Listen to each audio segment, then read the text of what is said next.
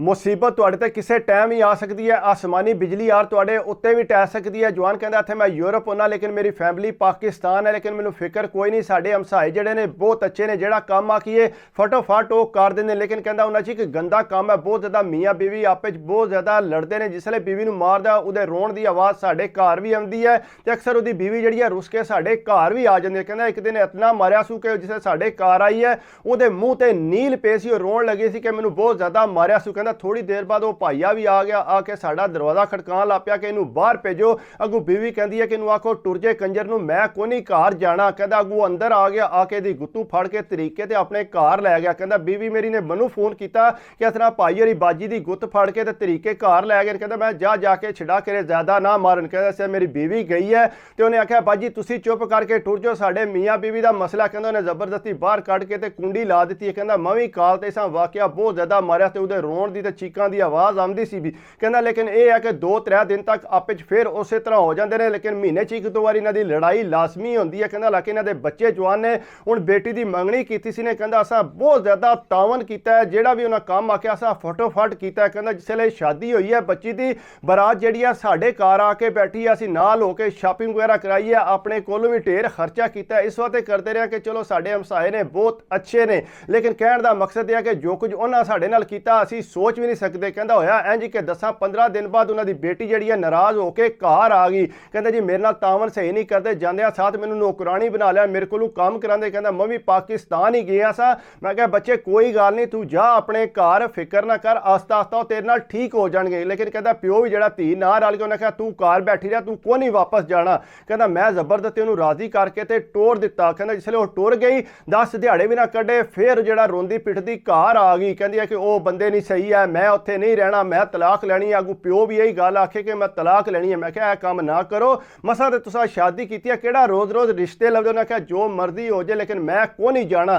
कहता ये मैं अपने घर आके बैठा ही हाँ। तो कहता इन्नी देर उन्होंने घरों आवाज़ आई है जिहदे नाल शादी की, वो कहता चल अगे लग ते घर चली। वो कहती है जी मैं को नहीं जाना, जो मर्जी हो जाए। कहता जिसले उन्हें ज़्यादा जिद की आपस बदतमीजी करन लग पे ने। कहता मेनू आवाज़ सारी पी आती सी। थोड़ी देर बाद उस जवान ने इंज किया कि सोटी चुक के ते अपनी जनानी नूं कुटना शुरू कर दिता। कहता इसलिए मारिया तो उहदियां चीकां पियां निकलदी, हालांकि कुड़ी दा प्यो अगे होकर छडांदा भी कोई नहीं सी पिया। ज़ाहिरी गल है, वो भी तो अपनी जनानी नूं मारदा सी। कहता उन्हें कुटना शुरू करता, वो चीकां पई मारे लेकिन फिर भी आखे मैं को नहीं जाना। कहता इतनी देर नूं नस के जड़ा ना वो साडे घर आ गई। कहता मैं मंजी ते बैठा था, जनानी मेरी नूं फटफट कलावा मार लिया। कहते हालांकि इस तरह मैनू मारदा मैं नहीं जाना वापस। कहता उस बंदे ने इजाजत भी नहीं लई ते सीधा जड़ा कहता साडे दरवाजे चों सीधा साडे अंदर आ गया।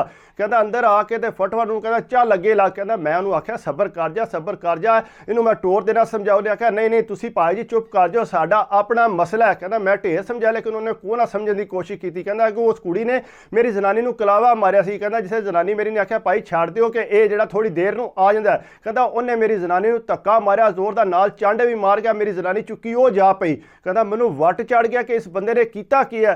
कहता मैं फड़ के फिर उन्होंने कुटना शुरू करता, चंगा दबा के कुटिया, साड़ी चंगी भली लड़ाई हो गई। कहता इतनी देर नूं कुड़ी दा प्यो भी साडे घर आ गया, मां भी आ गई। कहता सारे मिल जुल के छडाया ते जिसले उन्होंने छड्या ते वो जवान आखदा कि मैं तेनू छड़ना नहीं है, तू साडे मामले च बोले। कहता मैं क्या तू कर के लेगा, जो भी तू करना है कर लै। कहता पर थोड़ी देर बाद उन्हें समझो के उन्होंने लै गए। कहता जिसले अपने घर खड़िया ने थोड़ी देर बाद वो भाईया जिहड़ा गुआंढी साडा कहता मनु बुलाण आ गया कि भाईया एक मिनट आवो गल सुनो आके। कहता मैं क्या यार मैं नहीं जाना, इन्हें जी मेरी जनानी नाल बदतमीजी की। उन्हें कहा तुसीं साडे कोल आउणा है, इहदे कोल नहीं जाना। कहता जिसले जाके मैं उत्थे बैठा मेरी बीवी भी नाल गई है।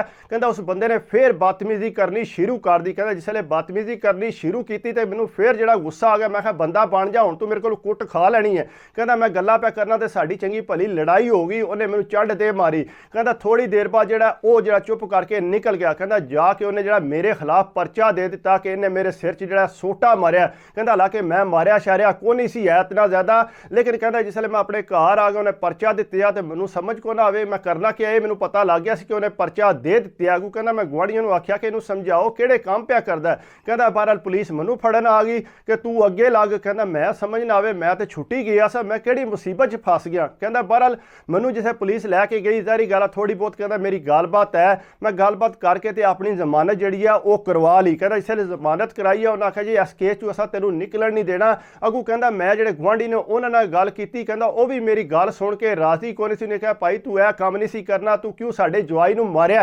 ਕਹਿੰਦਾ ਮੈਂ ਕਿਹਾ ਉਹਦੀ ਹਰਕਤ ਇਸ ਤਰ੍ਹਾਂ ਦੀ ਸੀ, ਮੇਰੀ ਜਨਾਨੀ ਨੂੰ ਉਹਨੇ ਚੰਡ ਮਾਰੀ, ਉਹਨੇ ਕਿਹਾ ਜੋ ਮਰਜ਼ੀ ਹੋ ਜੇ ਤੁਸੀਂ ਇਹ ਕੰਮ ਨਹੀਂ ਸੀ ਕਰਨਾ। ਕਹਿੰਦਾ ਉਹ ਅੱਗੂ ਜਿਹੜਾ ਉਹਦੇ ਨਾਲ ਰਲ ਗਏ, ਹੋਰ ਛੱਡ ਕੇ ਕੁੜੀ ਜਿਹੜੀ ਹੈ ਉਹ ਵੀ ਉਹਦੇ ਨਾਲ ਰਲ ਗਈ ਕਿ ਤੁਸੀਂ ਗਲਤ ਕੀਤਾ।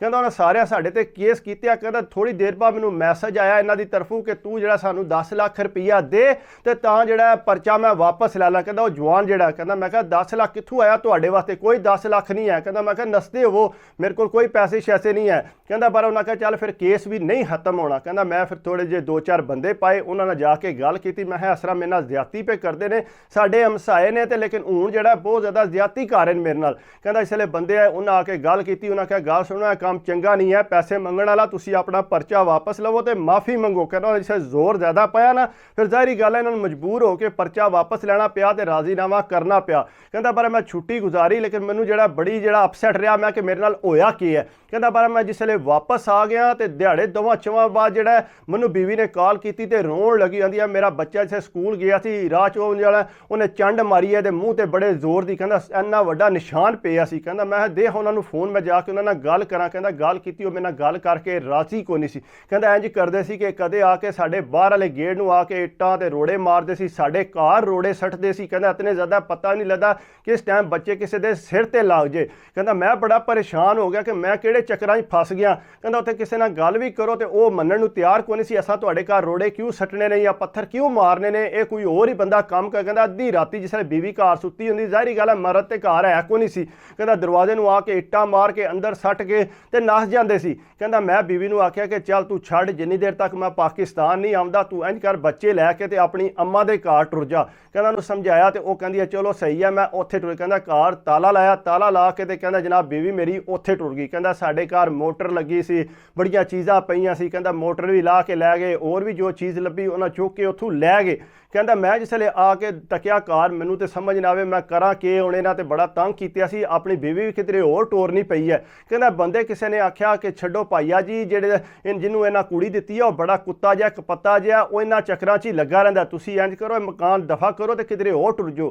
ਕਹਿੰਦਾ ਮੈਂ ਕਿਹਾ ਚਲੋ ਇੰਜ ਕਰ ਲੈਂਦੇ ਹਾਂ। ਕਹਿੰਦਾ ਮੈਂ ਆਪਣਾ ਮਕਾਨ ਵੇਚ ਕੇ ਉਹਲਾ ਜਿਹੜਾ ਗੁਆਂਢੀਆਂ ਨਾਲ ਹੈ ਸੀ, ਕਹਿੰਦਾ ਵੇਚ ਕੇ ਤੇ ਮੈਂ ਫਿਰ ਜਿਹੜਾ ਕਿਧਰੇ ਹੋਰ ਟੁਰ ਗਿਆ ਤਾਂ ਕਿ ਇਹਨਾਂ ਨੂੰ ਪਤਾ ਨਾ ਲੱਗੇ। ਕਹਿੰਦਾ ਪਰ ਉਹ ਮੈਂ ਮਕਾਨ ਛੱਡ ਦਿੱਤਾ, ਲੇਕਿਨ ਕਹਿੰਦਾ ਮੈਨੂੰ ਤੇ ਸਮਝ ਨਹੀਂ ਆਉਂਦੀ ਕਿ ਬੰਦਾ ਕਿਹਦੇ ਭਲਾ ਕਰੇ ਕਿਹਦਾ ਨਾ ਭਲਾ ਕਰੇ। ਕਹਿੰਦਾ ਮੈਂ ਤੇ ਉਹਨਾਂ ਦਾ ਬੜਾ ਭਲਾ ਕਰਦਾ ਸਾਂ, ਉਹਨਾਂ ਤੇ ਖਰਚਾ ਵੀ ਕੀਤਾ, ਪੈਸਾ ਵੀ ਦਿੱਤਾ, ਆ ਜਾ ਕੇ ਉਹਨਾਂ ਆਪਣੇ ਜਵਾਈ ਦਾ ਸਾਥ ਦਿੱਤਾ। ਲੇਕਿਨ ਕਹਿੰਦਾ ਇਸ ਤਰ੍ਹਾਂ ਦੇ ਭਲੇ ਨਾਲ ਬੰਦਾ ਉਂਝ ਹੀ ਚੰਗਾ ਹੈ, ਬਿਹਤਰ ਹੈ ਕਿ ਉਹਨਾਂ ਦੀ ਲੜਾਈ ਉਹਨਾਂ ਦੇ ਘਰ ਰਹਿਣ ਦਿਓ। ਕਹਿੰਦਾ ਮੇਰੀ ਤੇ ਤੋਬਾ ਹੈ ਕਿ ਮੈਂ ਅੱਜ ਤੋਂ ਬਾਅਦ ਕਿਸੇ ਦੀ ਲੜਾਈ 'ਚ ਪਵਾਂ। ਇਸ ਵਾਸਤੇ ਤੁਹਾਨੂੰ ਵੀ ਬਾਰ-ਬਾਰ ਕਹੀਦਾ ਕਿ ਕਿਸੇ ਦੀ ਲੜਾਈ 'ਚ ਕਦੇ ਵੀ ਨਾ ਪਵੋ। ਲੜਾਈ 'ਚ ਪਵੋਗੇ ਤੇ ਜ਼ਾਹਿਰੀ ਗੱਲ ਹੈ ਮਸਲੇ ਮਸਾਇਲ ਬਣਨਗੇ। ਬਾਕੀ ਅਗਰ ਇਹ ਕਿ ਮੇਰੀ ਵੀਡੀਓ ਤੁਹਾਨੂੰ ਅੱਛੀ ਲੱਗੇ ਤੇ ਪਲੀਜ਼ ਯਾਰ ਲਾਈਕ ਕਰਿਆ ਕਰੋ, ਕਮੈਂਟਸ ਕਰਿਆ ਕਰੋ, ਸਬਸਕ੍ਰਾइब कर दो तो दिल खुश ਹੁੰਦਾ। बाकी दुआएं याद रखा करो, अपनी सेहत का ख्याल रखा करो, सेहत है तो सब कुछ है। अल्लाह हाफिज़।